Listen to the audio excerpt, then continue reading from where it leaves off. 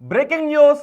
మాజీ ఎమ్మెల్సీ కవిత నివాసానికి సిబిఐ అధికారులు చేరుకున్నారు. ఢిల్లీ లిక్కర్ స్కామ్ కేసులో తదుపరి చర్యల నిమిత్తం అధికారులు నోటీసులతో కవిత ఇంటికి రావడం హాట్ టాపిక్గా మారింది. కవిత నివాసానికి వచ్చిన సిబిఐ బృందం ఆమె భర్త అనిల్కు నోటీసులు అందజేశారు. కొద్ది రోజుల క్రితమే ఢిల్లీ లిక్కర్ కేసులో పెను మార్పు చోటు చేసుకుంది. కవితతో సహా 23 మంది నిందితులకు Delhi Rouse Avenue court clean chit ఇస్తూ తీర్పునిచ్చింది. అయితే ఈ తీర్పును సవాల్ చేస్తూ సిబిఐ అధికారులు వెంటనే ఢిల్లీ హైకోర్టును ఆశ్రయించారు. సిబిఐ దాఖలు చేసిన పిటిషన్ను విచారించిన ఢిల్లీ హైకోర్టు కీలక ఆదేశాలు జారీ చేసింది. గతంలో క్లీన్ చిట్ పొందిన 23 మంది నిందితులకు మళ్లీ నోటీసులు ఇవ్వాలని కోర్టు సూచించింది. హైకోర్టు ఆదేశాల ప్రకారమే రంగంలోకి దిగిన సిబిఐ ఈరోజు కవిత నివాసంలో నోటీసులు అందజేసింది. దీంతో ఒక్కసారిగా సద్దు మణిగింది అనుకున్న లిక్కర్ కేసు ప్రకంపనలు మళ్లీ మొదలయ్యాయి.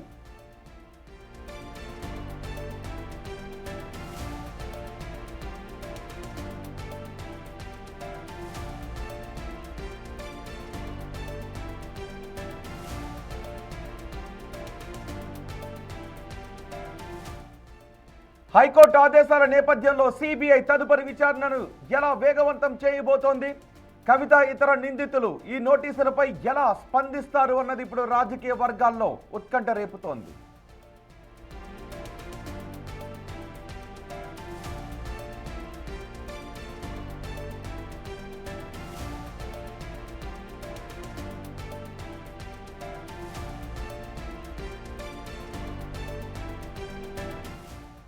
మాజీ ఎమ్మెల్సీ కవిత నివాసానికి సిబిఐ అధికారులు చేరుకున్నారు. ఢిల్లీ లిక్కర్ స్కామ్ కేసులో తదుపరి చర్యల నిమిత్తం అధికారులు నోటీసులతో సహా కవిత ఇంటికి రావడం ఇప్పుడు హాట్ టాపిక్గా మారింది.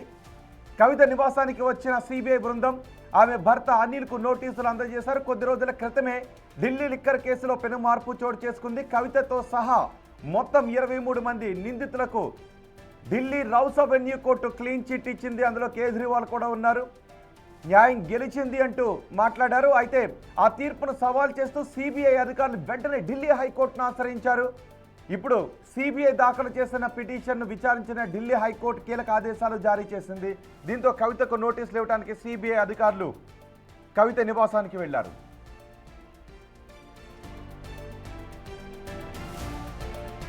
ఒకసారి గతంలో రౌజ్ అవెన్యూ కోర్టులో క్లీన్ చిట్ వచ్చిన తర్వాత, తీర్పు వచ్చిన తర్వాత కవిత ఏం మాట్లాడారో చూద్దాం.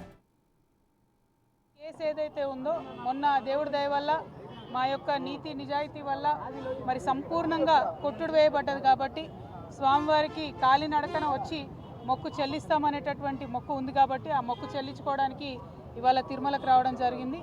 చాలా సంతోషం.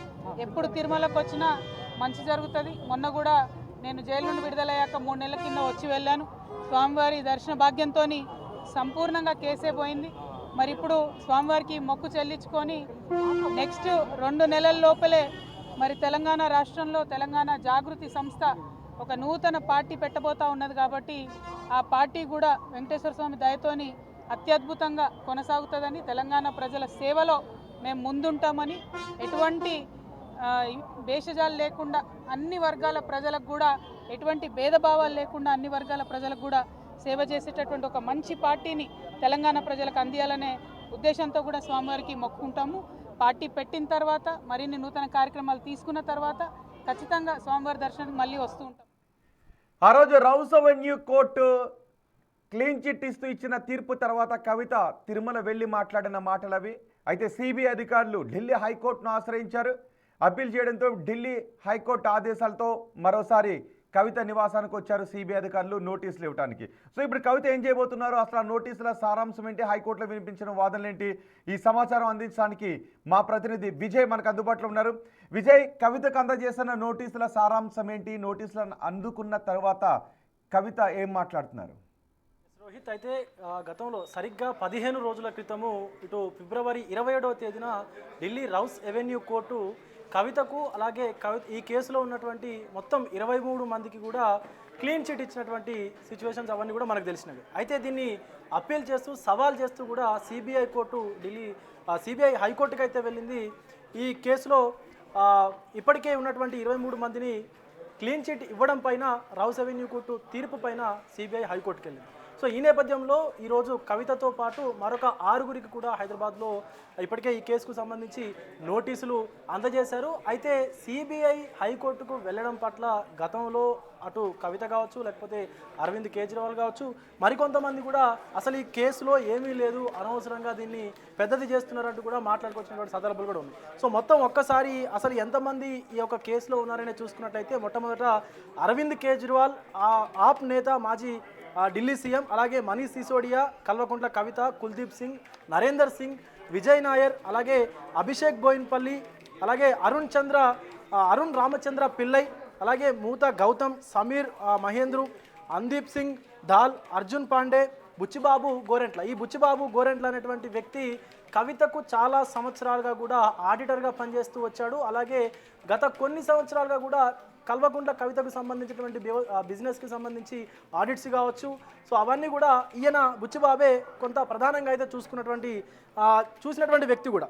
సో ఈయనతో పాటు రాజేష్ జోషి, అలాగే దామోదర్ ప్రసాద్ శర్మ, ప్రిన్స్ కుమార్, అరవింద్ కుమార్ సింగ్, అలాగే చన్ప్రీత్ సింగ్ రాయత్, దుర్గేష్ పట్నాయక్, అలాగే అమిత్ అరోరా, వినోద్ చౌహాన్, ఆశీష్ మండ్, అలాగే ఇంకొక శరత్ చంద్రారెడ్డి లేదా పి శరత్ చంద్ర అనేటువంటి వ్యక్తులు మొత్తం 23 మంది ఉన్నారు. సో ఇప్పుడు ఈ 23 మందికి కూడా సిబిఐ మళ్ళీ ఒకసారి నోటీసులు అయితే జారీ చేస్తూ ఉంది.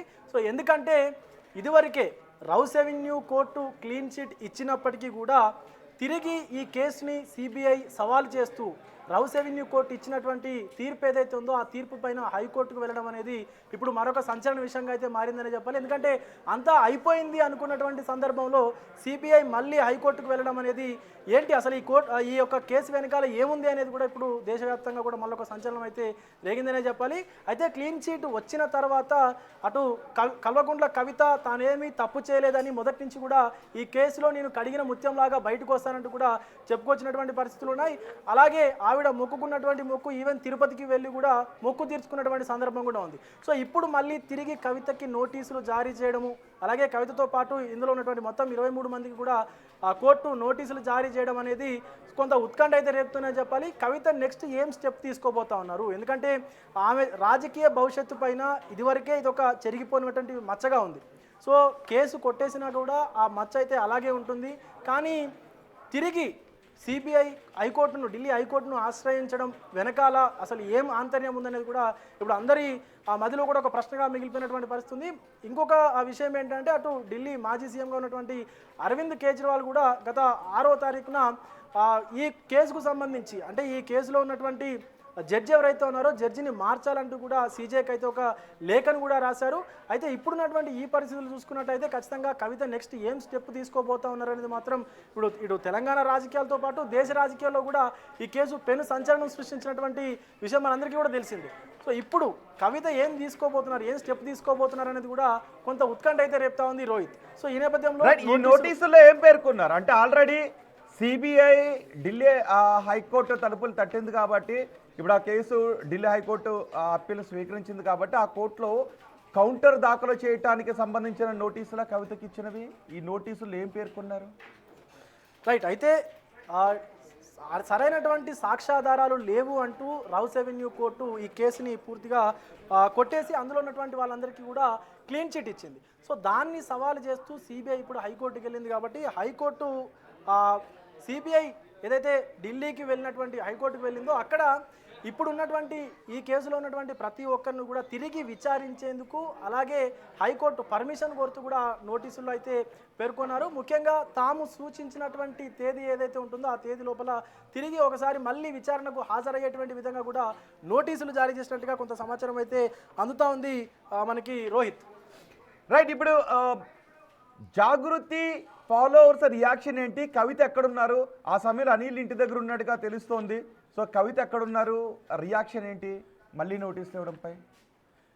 ఎస్ రోహిత్, అయితే గత 2 రోజులుగా కూడా కవిత ఖమ్మం వెలుగుమట్ల బాధితుల కోసం నిరవధిక నిరాహార దీక్ష చేసినటువంటి విషయం మనందరికీ తెలిసిందే. సో ఈ నేపథ్యంలోనే ఈరోజు మొత్తం కూడా తను ఇంటి దగ్గరే తన నివాసం వద్దే రెస్ట్ తీసుకున్నట్లుగా కూడా చెప్తా ఉన్నారు. ముఖ్యంగా ఇటు జాగృతి కార్యకర్తలు కావచ్చు, జాగృతి నాయకులు కావచ్చు, సో పెద్ద ఎత్తున ఆందోళనకైతే గురవుతా ఉన్నారు. ఎందుకంటే మొదట అసలు ఈ కేసు ఏమీ లేదని చెప్పుకొచ్చారు. తర్వాత కవిత జైలుకు వెళ్ళడము, సుమారుగా 6 నెలలకు పైగా కూడా జైల్లో గడపడం, ఇదంతా అయిపోయిన తర్వాత తిరిగి క్లీన్ చిట్ ఇచ్చిన తర్వాత ఆ మొత్తం జాగృతి కార్యకర్తలు నేతలందరూ కూడా సంబరాలు చేసుకున్నారు. ఈవెన్ జాగృతి కార్యాలయం వద్ద కూడా పెద్ద ఎత్తున సంబరాలు చేసుకున్నటువంటి పరిస్థితి ఉంది. కానీ ఇప్పుడు ఒక్కసారి కేసును మళ్ళీ సిబిఐ తిరగదోడుతోందా అనేటువంటి ఆందోళన అయితే జాగృతి నేతల్లో కనిపిస్తూ ఉంది. ముఖ్యంగా ఈరోజు కవిత ఇంటి దగ్గరే రెస్ట్ తీసుకున్నటువంటి సందర్భంలో ఆవిడ భర్త అనిల్ సిబిఐ అధికారుల నుంచి నోటీసులు అందుకున్నారు. రోహిత్ రైట్ విజయ్, మీరు కొంతసేపు అందుబాటులోనే ఉండండి. ఒకసారి ఢిల్లీ వెళ్దాం.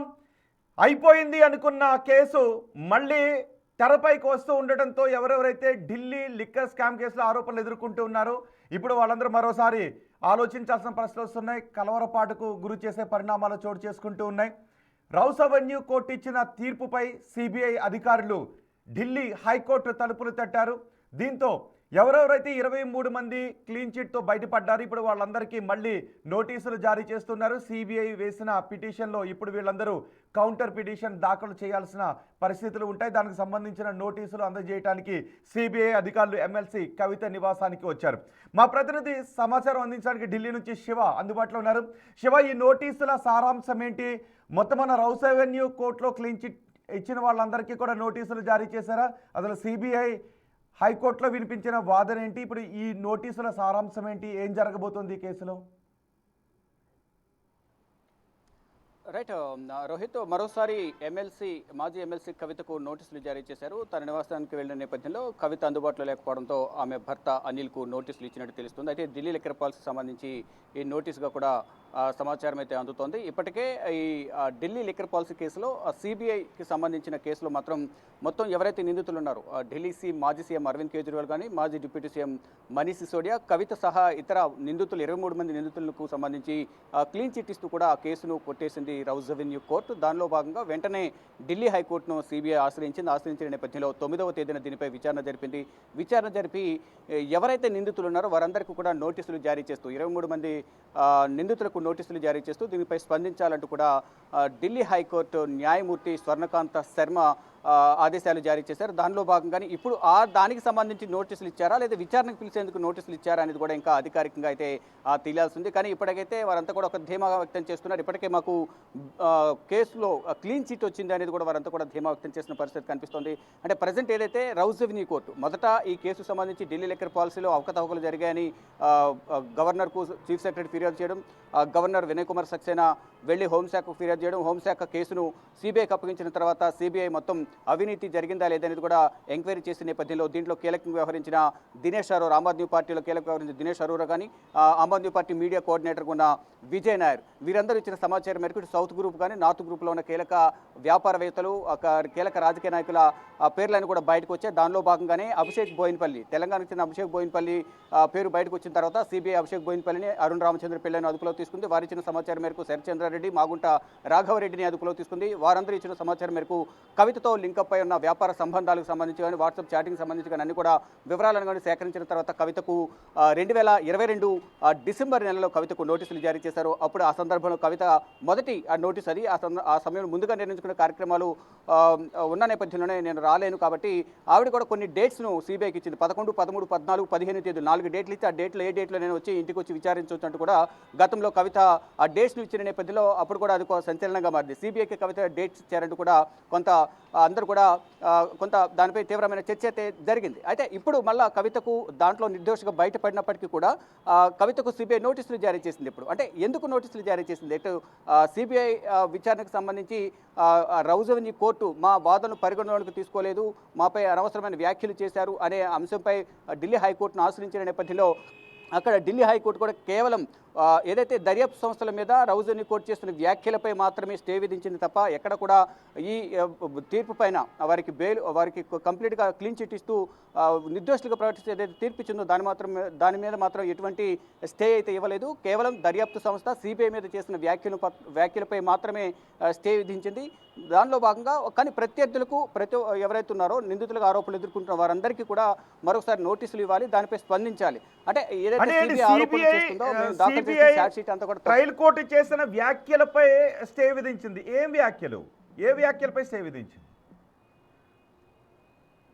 అదే సిబిఐ ప్రధానంగా వారు దాఖలు చేసిన ఛార్జ్ షీట్లు అన్ని కూడా తప్పులు తడకకుండా ఎటువంటి ఆధారాలు లేవు, వారు చేసింది తప్పు అని నిరూపించడంలో వారు విఫలమయ్యారు, ఎటువంటి ఆధారాలను చూపించలేకపోయారు అనేది ప్రధానంగా సిబిఐ పైన రౌజని కోర్టు న్యాయమూర్తి ఆగ్రహం వ్యక్తం చేశారు. వారికి మరోవైపు తమకు వాదించే అవకాశం కూడా ఇవ్వలేదు, తమ వాదనలన్నీ కూడా పరిగణనలోకి తీసుకోలేదు అనేది ప్రధానంగా వారు చెప్తున్నారు. ఏదైతే మొదట సప్లిమెంటరీ ఛార్జ్షీట్ దాఖలు చేశారు 4,000-5,000 పేజీలతో, తర్వాత సెకండ్ సప్లిమెంటరీ ఛార్జ్షీట్, తర్వాత ఒరిజినల్ సప్లిమెంటరీ ఛార్జ్షీట్ 10,000 పేజీలతో దాఖలు చేశారు. అయితే వాటన్నింటిలో కూడా ఎటువంటి స్పష్టమైన ఆధారాలు లేవు. ఎవరే ఇచ్చిన నోటు వాంగ్మూలం మేరకు మాత్రమే వీరందరికీ నోటీసులు జారీ చేయడం కానీ, వారి దగ్గర ఉన్న బ్యాంక్ అకౌంట్స్లో కూడా ఎటువంటి సింగిల్ రూపీ కూడా గుర్తించలేకపోయారనేది కూడా నిందితుల తరపున న్యాయవాదులు అయితే వాదనలు వినిపించారు. నిందితుల తరపు న్యాయవాదుల వాదనలు పరిగణలోకి తీసుకున్న రౌజని కోర్టు న్యాయమూర్తి వారందరికీ సంబంధించి ఎటువంటి ఆధారాలు చూపించలేకపోయారు, కేసును నీరుగార్చే ప్రయత్నం చేశారు అనేది ప్రధానంగా ఆరోపణలు చేశారు. అంటే ఇప్పుడు ఇస్తున్న నోటీసులు శివ, ఇప్పుడు ఇస్తున్న నోటీసులు సిబిఐ ఏదైనా విచారణకు సంబంధించి ఇన్ఫర్మేషన్ని తెలుసుకోవడానికి ఇచ్చిన నోటీసులా, లేదు హైకోర్టులో మూవ్ చేశారు కాబట్టి, హైకోర్టులో అప్పీల్ చేశారు కాబట్టి అక్కడ కౌంటర్ వెయ్యాలి అంటూ హైకోర్టు ఇచ్చిన ఆదేశాలకు సంబంధించిన నోటీసులు కవితకు జారీ చేస్తున్నారా? అయితే దీనిపై మాత్రం అధికారికంగా ప్రకటన విడుదల కావాల్సి ఉంది. కానీ ఢిల్లీ హైకోర్టు మాత్రం ప్రత్యర్థులకు నోటీసులు జారీ చేయాలంటూ కూడా సిబిఐకి ఆదేశాలు జారీ చేసిన నేపథ్యంలో ఆ నోటీసులు అయ్యి ఉండొచ్చు, లేదా మళ్ళీ ఏమన్నా ట్రయల్ కోర్టు మాత్రమే దీనికి సంబంధించి నిర్దోషులుగా ప్రకటించింది కాబట్టి మరొకసారి విచారణకు పిలిచేందుకు నోటీసు ఇచ్చారనేది కూడా స్పష్టంగా తెలియాల్సింది. ఇప్పటికీ వారికి నోటీసులు ఇచ్చారు కాబట్టి అది ఒకవేళ విచారణ తేదీ ఏమైనా నిర్ణయిస్తే మాత్రం ఆ విచారణ తేదీకి కవిత వెళ్తారా లేదా, ఒకవేళ విచారణ తేదీ అయితే అంటే విచారణకు పిలిచినట్లయితే కనుక ముందుగా నిర్ణయించిన కార్యక్రమాలు ఉండడం వల్ల హాజరు కాలేకపోతారా లేదా హాజరవుతారా, దేనికి సంబంధించి కూడా ఈరోజు ఈవినింగ్ లోపు ఒక క్లారిటీ వచ్చే అవకాశం కనిపిస్తుంది. అంటే నోటీసు ఏంటి అనేది కూడా చూడాల్సింది. కానీ తదుపరి విచారణ ఏదైతే ట్రయల్ కోర్టు తీర్పును సవాల్ చేస్తూ సిబిఐ అధికారులు ఢిల్లీ హైకోర్టును ఆశ్రయించిన నేపథ్యంలో ఎవరైతే ఆరోపణలు ఎదుర్కొంటున్నారో వారందరికీ కూడా నోటీసులు జారీ చేస్తూనే తదుపరి విచారణ 16వ తేదీకి అంటే 9వ తేదీన విచారణ జరిగింది ఢిల్లీ హైకోర్టులో. సీనియర్ న్యాయమూర్తి జస్టిస్ స్వర్ణకాంత శర్మ విచారణ జరిపారు. తర్వాత దాన్ని తదుపరి విచారణ ఈ మార్చి 16కు వాయిదా వేశారు. అయితే ఇప్పుడు కవితకు నోటీసులు జారీ చేయడం పట్ల మాత్రం తీవ్ర చర్చ అయితే మాజీ ఎమ్మెల్సీ కవిత నివాసానికి సిబిఐ అధికారులు చేరుకున్నారు. నిజానికి రౌస్ అవెన్యూ కోర్టు కవితతో సహా 23 మందికి క్లీన్ చిట్ ఇచ్చిన తర్వాత ఈ కేసు నుంచి బయటపడ్డందుకు భగవంతుని దయతో బయటపడ్డాను అంటూ కవిత వ్యాఖ్యలు చేశారు. కానీ సిబిఐ మాత్రం ఇది దర్యాప్తు సంస్థ మనోధైర్యాన్ని దెబ్బతీసే విధంగా ఉంటుంది, కేవలం విడివిడి అంశాలను మాత్రమే ట్రయల్ కోర్టు పరిగణలోకి తీసుకుంది తప్ప అక్కడ విస్తృతంగా ఉన్న కుట్ర కోణాన్ని కోర్టు పరిగణలోకి తీసుకోలేదు అంటూ హైకోర్టును ఆశ్రయించడంతో ఇప్పుడు హైకోర్టు కౌంటర్ దాఖలు చేయడానికి కవితతో సహా మిగిలిన వారందరికీ నోటీసులు జారీ చేసింది.